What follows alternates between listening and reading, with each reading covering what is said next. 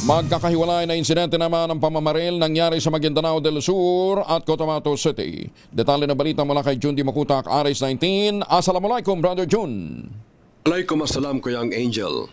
Pinagbabaril sugatan ng isang school principal ng Sapakan, Raja Buayan, Maguindanao del Sur. Sa report mula sa Provincial Police Office, inabangan ng mga gunmen ang biktimang si School Principal Almanza Ambiton sa labas ng school compound at nang lumabas ito upang kumain, dito na pinagbabaril ng mga suspek ang biktima na patuloy pang inobserbahan sa isang ospital.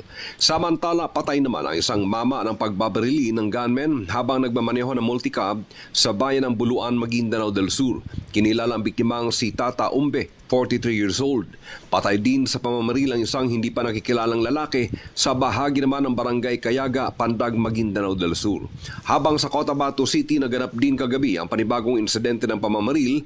Ang biktima ay Barangay Information Officer ng Barangay RH10 na kinilalang si Mrs. Norsana Lipoles. Sa report ng Cotabato City Police Office, nasa loob na ng kanilang pamamahay ang biktima kasama ng kanyang pamilya nang may kumatok sa kanilang pintuan at binuksan ng biktima.